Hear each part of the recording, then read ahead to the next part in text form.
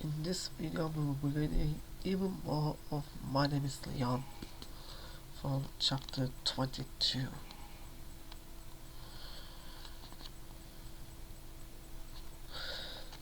Chapter 22. At last, Leon has a whole week off school for half term. He goes to the allotment but Tufty isn't there, so he goes up and down the hill to see if he's getting faster. If he goes fast enough, he gets that kind of floating, happy feeling in his stomach, like he's a superhero, like he doesn't have to stop at the top of the hill, but just rides straight over the cars and roofs and the telegraph poles and fly away across the city, looking down into all the gardens at all the children and all the babies, and see where Jake is, and Jake would wave and Leah would shout, "I can see you, Jake, I can see you." But always he rides home, parks his bike in the gardens, and takes his rucksack off. Leon can hear the woman's voices before he opens the back door. It sounds like a party. It must be Maureen. She's back. He runs into the living room. There are lots of women standing up with mugs of coffee and cigarettes and some sitting down with cakes and rolls, all talking at the same time, just like Tufty's friends. But no Maureen. They keep saying she's coming out of hospital soon, but they aren't telling the truth. Leon looks at each woman in turn, but they don't even notice him. One of them is talking with a mouth full of cake. She has too many rings on her fingers and a crease in her back. She throws her head back and laughs, and he can see all the mashed up cake in a creamy smudge on her tongue. Maureen wouldn't like her. If she was here, she would say, "Shut your cake hole," or "Manners, please." Sylvia sees him come in and ushers him back into the kitchen. Ham sandwich, milk, donut, and then off to your room. Leon sits and begins to eat. "This is what I think so," says the fat woman. "We can't trust the weather. Even in July. It could piss it down for all we know." The other women are nodding, saying, "That's right." "So I think we make two plans. The community center if it's raining, and if not, we block off the road and have a street party." "Ooh, I can't wait. I think you need a license." "What about the traffic? A disaster if it rains." "Exciting, isn't it?" The council have got an information pack. Tables and chairs. They all start talking and it gets too noisy, so Sylvia holds up her hands. Pen and paper, pen and paper. She opens the drawer in a sideboard and then sits down again with a pen and a bureau. "Barbara, you said you could run up some bunting." "Yes," says a woman from the sofa. "I'm going to put a pink D for Diana on a red triangle, and a pale blue C for Charles on a navy triangle, and in between white triangles with hearts on them." They all say "ah" at the same time. Sylvia writes down. "Maxine, your new jack hats. Sheila, where is Sheila? There you are, pasting tables, 6 of, and doing the council. Who else to say you could lay your hands on some chairs? What else?"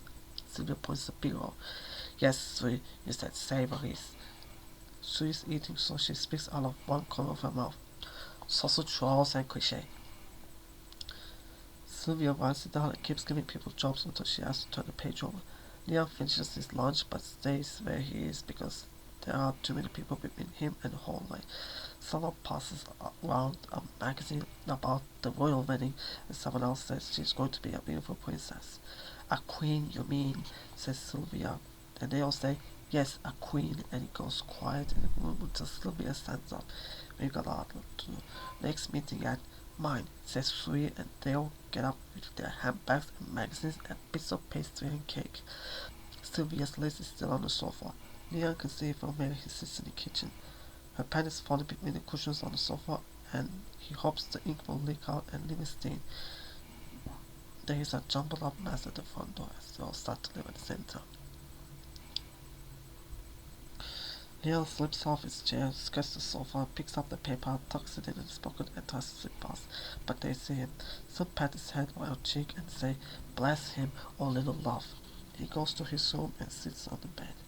He reads Sylvia's list. Food names, food names, food names. He folds the paper in half and in half until it's a heavy little square that will fit in his pencil case. Because there is no school, civil lessons, they have to watch the 10 o'clock news. It's always boring and Leon doesn't really listen, but at least he's not in bed. When Lady Diana comes on, Sylvia always turns up the volume. "Look at that dress," she says. "Red. It's a brave blonde that wears red." Suddenly she jokes forward and covers her mouth. "Oh my god, carpenter road." She runs to the window and pulls the curtains apart. She opens the door and looks up and down the road. Leon follows her. There are other people on the city grounds floor clustering together in little knots, walking up and down. An ambulance flashes past, and then a fire engine, then a police car, then another police car, but this one stops and people walk over to it. Leon stands on Sylvia's doorstep. There is the smell of a bonfire in the air and a hushed, exciting feeling. He knows where Sylvia's purse is. He backs away from the door and opens her bag. Her purse has a clasp at the top that he eases apart. There is a 10-pound note and some coins. He is quiet and silent and looks at the note and thinks what it would be like to have it. He would get on a train and find his mom. He would make a taxi take him there, and then they would both go and get Jake. He would buy some more cream soda for Tufty. He takes it out and feels it soft and crinkly in his hands. He could fold it up in Sylvia's list and put it in his pencil case or inside his pillowcase. He stares at the 10-pound note, then puts it back. He takes 4 10-pence pieces. He leaves lots of other coins in the purse so she won't notice. He doesn't want them to jingle together in his pocket, so clutches them in his hand tight. He goes back to the door just as Sylvia is coming back in. Carpenter Road, she says. They're running around breaking windows and robbing on Carpenter Road. Carpenter Road. Would you believe it? There is police down there by the dozen. There's 2 shops on fire. It's like Beirut by all accounts. She sits on the settee and lights a cigarette. Too bloody close for comfort. Leon says nothing as she turns to look at him. It's alright, love. Don't worry. Come here. She holds both of his fists in her hands. Leon feels the coins digging into his palm. You pay no attention.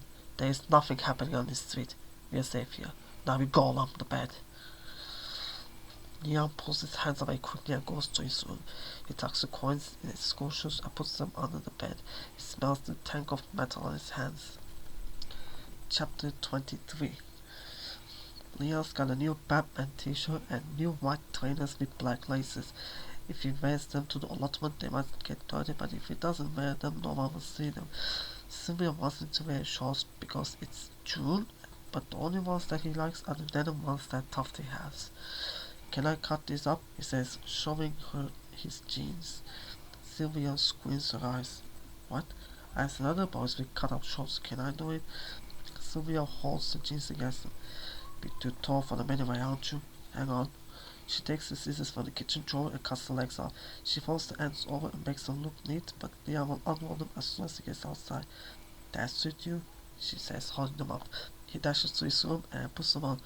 Now he's got his Batman t-shirt, his white trainers and his tufted shorts. He looks really old, maybe even 15. Ooh, get you, says Sylvia and watches them open the back door and get on his bike.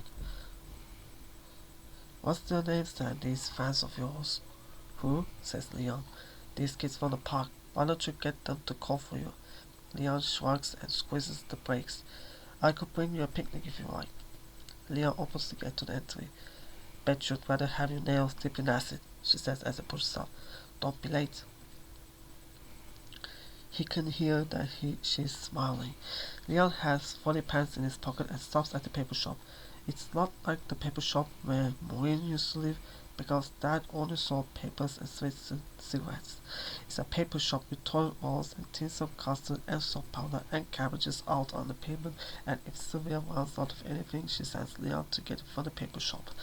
Sometimes it's an old Pakistani man that serves, and sometimes it's a young one.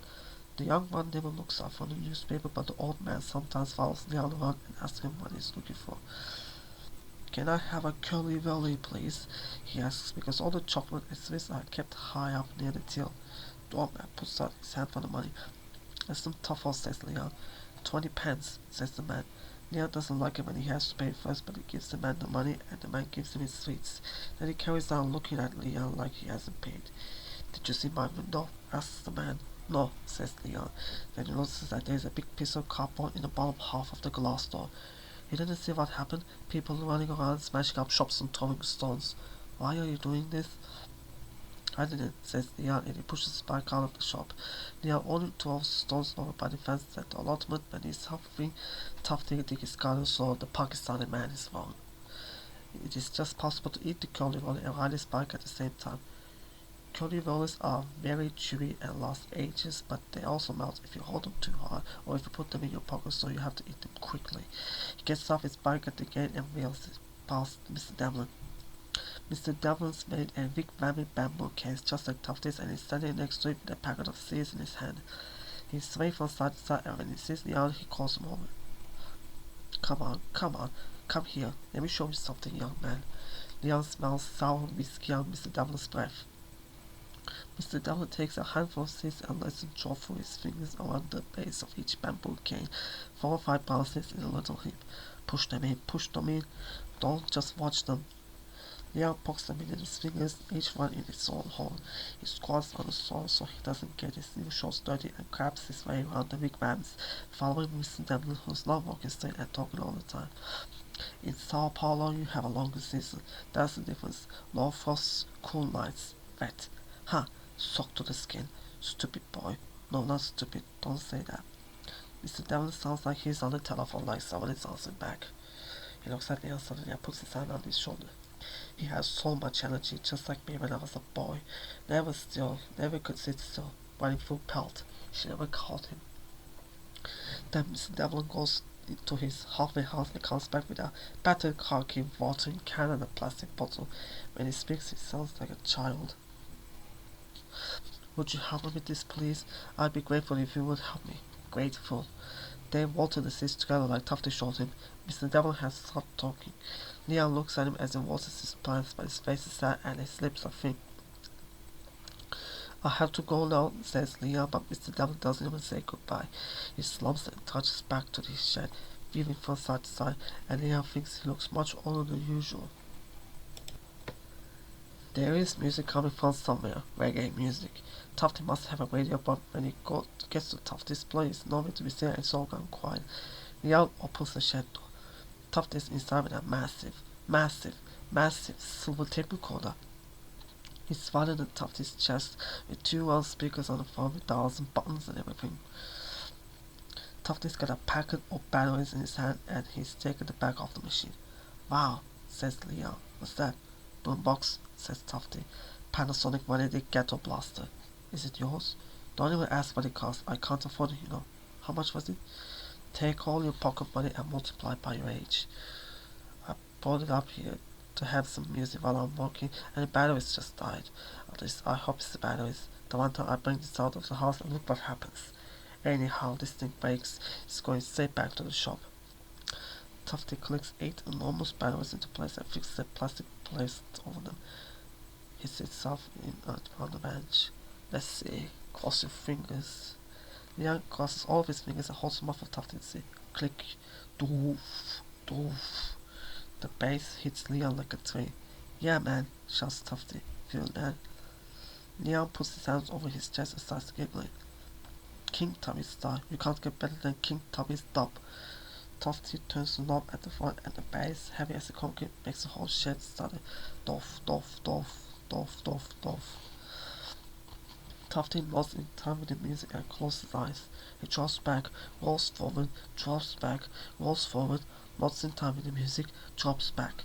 He's lost in it and Leon feels it too. He feels a warm current of sound start in his belly and climb up into his neck. He starts to nod and sway, and when he closes his eyes, he feels it stronger. He feels his arms rise up all around the wall, and his feet start shuffling on the wooden floor. Doff, doff, doff, doff, doff, doff. There is no change in the music, just the clanging of the bass, on and on, over and over like the hammer of his heartbeat. Doff, doff, doff. When he opens his eyes, Tufty is standing with his arms folded, one hand hiding his wide smile. Yes, sir, you feel it. You really feel it. That's what righteous dog can do to you. Where did you go, eh? You went somewhere? Leon nods. Good? Yes. Tufty claps and laughs. Me and you, Star, in a good place. Yes. Come, I got more tunes for you. Tufty plays Leon lots of different songs and tells him all the different singers. King Tubby, Bob Marley, Dennis Brown, Burning Spear, Barrington Levy. All the names merge into one song. Doff, doff, doff, Black Pulver, doff, doff, doff, Black Pulver. When Leon gets back on his bike, he thinks about Jake and where he is and what he's doing and how he can find him. He thinks about Jake banging his baby drum in time to Tufty's music. Leon puts his feet on the pedals and his legs pushed on the beat. Doff, doff, doff, all the way home. Chapter 24. Because the journey to the family center takes so long, Leon has to listen to the news twice. When the zebra came, he thought he was getting another present like the bike because she said she had a surprise for him, but it was much better than a bike. His mom has come back. He runs and gets his rucksack and sits in the back of the car straight away, but that zebra stands at the door talking to Sylvia for ages. Leon winds down the window so he can hear. The zebra talks about Maureen first. She's going to need to take it steady when she comes out. It's her weight as much as anything else. One of our best carers, but I'm not sure she would be up to caring for another energetic boy like this one. My thoughts exactly. But she's so committed. Wish we had more like her. I'll be having wars with her when she gets down, I can tell you. Leon misses her, doesn't he? So do I. We are looking at a permanent plan for Leon. Long-term fostering is the best option, obviously, but those placements are not easy to find. Matching considerations come into play and various other factors. Sylvia starts talking about the royal wedding. Wonder what her dress will be like. I'm not a royalist by any stretch of the imagination, but I thought at least we'd get the day off. Disgraceful, says Sylvia and takes a little step back inside. The zebra leans in. Think about how much they've spent on it. All the pomp and excess. It's a showcase for the monarchy, a jolly, with all the heads of Europe being flown in. Who do you think is paying for that? They probably got their own planes. Then there's the hotels, the cars, the wedding breakfast. We're having a street party, says Sylvia with her hand on the door. The zebra gets her keys out of her pocket and juggles them up and down.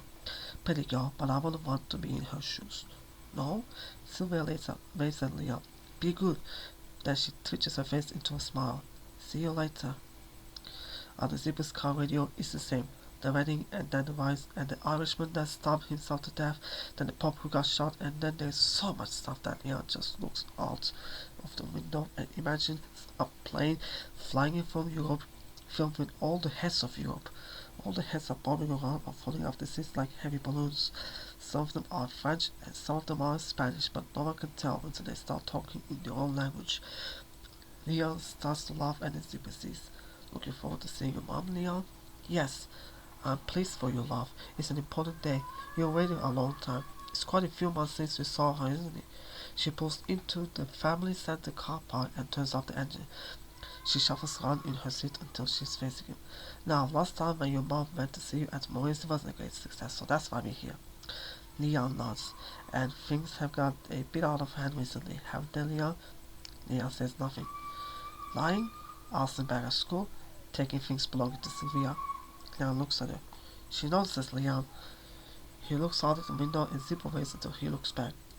We need to take this one step at a time, alright? We want you to be happy, Leon. Honestly, we do, but it means you have to try to behave. Remember when I took you to see Maureen, you made me a promise? You remember your promise, don't you? Yes. Which is what? If I behave, you'll take me to see Maureen again in your car. And I had to stop stealing. And Jake is with his new mom and dad. Yes, but that wasn't part of the promise, Leon. That was, and I can't see my mom every time I ask. The zebra closes her eyes and scratches her forehead. I know it's hard, Leon. Then she turns to the window and says, fucking hard. She coughs. So your mom's inside, in the family center, over there. She's still not well, but she says she can manage a visit. She's had a long journey as well, so she might be tired. Did she come with the man? No, we had to go and fetch her. 2 hours to get there and 2 hours back. Lovely journey it was for me on the motorway at 8 o'clock in the morning. Come on and bring her back. The family center smells of strong coffee and washing up, like a hospital without the doctors. Social workers sit at their desks and there are people everywhere sitting on chairs, waiting for something. A woman with a broken arm is shouting and a social worker is writing everything down in a file because social workers need to know the date people shot and the date people visit and the date they take children away. Leon knows what's written on the paper. 8th of June. She's shouting. She has a broken arm. Her 2 children are screaming and running along the corridors. Leon can't see his mom anywhere, but he follows the zebra, who seems to know every single person in the whole place. Alright, Pat. Alright, Leslie. Glennis. Hello. Haven't seen you for ages. I'll be back in a minute. Just got to get this access visit started. Alright, Bob. You supervising this access? No? Who is that? The zebra is talking to a man in a checked shirt. He's on the phone but talking to her at the same time. Bob? I said who's doing this access visit? Bernie's just finishing. She can take over. The zebra stares at him. I don't think so, Bob. She tells Leon to sit down while she goes into the office, but he can still hear. How is she? Where is she, Bob? The zebra sounds annoyed, and Leon realizes that she is in charge of Bob, and Bob doesn't like her. Family room. She hasn't done a runner. She's had a sandwich and a coffee. She's smoking like a navvy. Well, she hasn't disappeared, so we're making progress. She went for a walk down the corridor a few minutes back, muttering to herself. I think she was looking for the toilet or the way out or something, but then she just went back to the room. She's been asking for you anyway. Me? Well, like when are you coming and what's the delay? No good deed, says the zebra. She sees Leon at the door. Come on, love. They walk further along the corridor to a small room with 2 sofas and a coffee table with toys on it. The toys are for babies, but Carol is playing with them.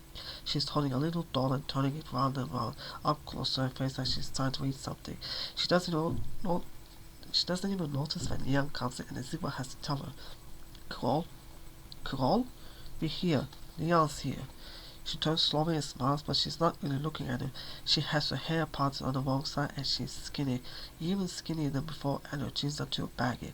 But most of all, she looks like she's been crying for days and days, like her eyes are made of liquid, like she's been asleep and had a nightmare, like she's never been happy in her whole life. She puts her arms out to him, just like she used to, and hugs him tight.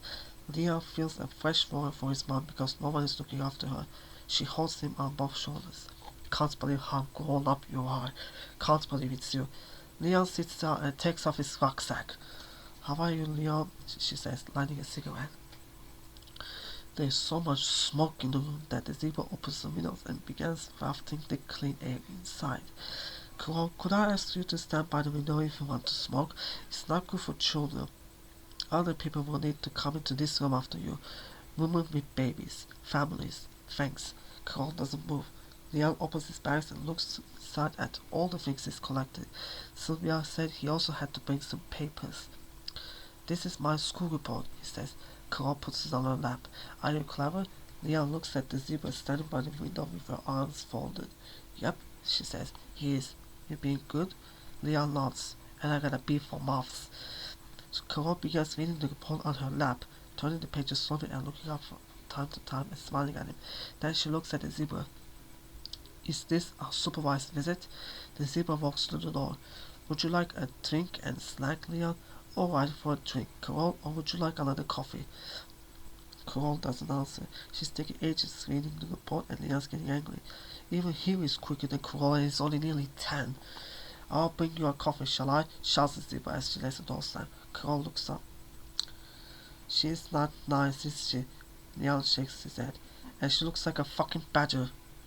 Leon grins and Carol sniggers and they begin to laugh, and once they start they can't stop. Leon feels the laughter come rushing out like a river, hurting his belly and his throat pouring out of his mouth. And Carol's the same. She's looking to and fro on her seat and holding her chest. Tears are in her eyes, but they're good tears. Leon doesn't have to worry. She's pointing to her hair and trying to talk, but it's no good. She's laughing too much. Then she starts making little animal movements with her hands, and Leon has to hold his neck because it's aching and his jaw hurts and the pain makes a clean white space in his mind. He wants to laugh forever. Then Carol gets down on her hands and knees and starts slapping on Leon's legs like a dog, and it's still funny. Then she starts yapping like a dog and pawing at Leon's trousers. She isn't laughing anymore and neither is Leon. She's trying to tickle him, scrabbling his fingers on his chest, but she's doing it too soft. He can hardly feel it through his t-shirt and he can smell her tobacco breath, strong and sour. She has her head on one side and her eyes wide open. Remember, Leon? Remember? Yes. Remember? Yes, Mom. He holds her hand still and she rests her head on his knees. When the zebra comes back with the coffee, Carol gets up and sits back on her chair. Everything all right in here? Asks the zebra. She raises an eyebrow at Leon like they have a secret. Carol lights a cigarette and walks to the window. She blocks the smoke outside the trees. There is fresh daylight outside, but family centers always have bluish lights that make everything look worse. The toys, the files, the people. When the zebra leaves, Leon goes and stands next to Carol. She holds his hand and squeezes it. Are you coming back? Are you coming back for my birthday? Carol closes her eyes and takes a very long, shaky breath. Leon thinks she's going to cry. Do you see Jake, Leon? No, they won't let me. Normie, she says. Normie, do you remember him, Leon? Remember when he used to get his temper up? Leon says nothing. He had so much life in him, that kid, like his dad. He used to sneeze 5 times, says Leon, or 6. He used to get bubbles in his nose at bath time. Did he? He had that cough that time and I had to take him to the doctors in that pouring rain. Remember? Leon opens his rucksack and takes out Big Red Bear. Look, he says. That's lovely, she says. It's Jake's. Maureen gave it to me. Did she buy it? I don't know. Have you still got the photograph of Jake? Cole looks out of the window, left and right, like she's looking for the man in the sports car. Hate these places, she says, and she sighs. Her whole body shakes and the squeeze of Leon's hand gets quick and sharp. She leans against the windowsill and starts knocking her head on the glass. Leon doesn't know if he can remember how to do Jake, but he has to try and find Jake's voice in his throat. He makes a moan noise a couple of times, but then comes yee, ta ta ta ta. Carl looks at him. Yee, ta ta ta ta. Leon moves his hands like Jake moves his hands when he's banging a toy in his high chair. Leon, ta ta ta ta. Is that him? That's how he said it, Mom, just like that. They held each other and he could feel her chest heaving and her jolting sobs. Leon has to tell her, I could be him, Mom, he says. You could come back for me and sometimes I could be him.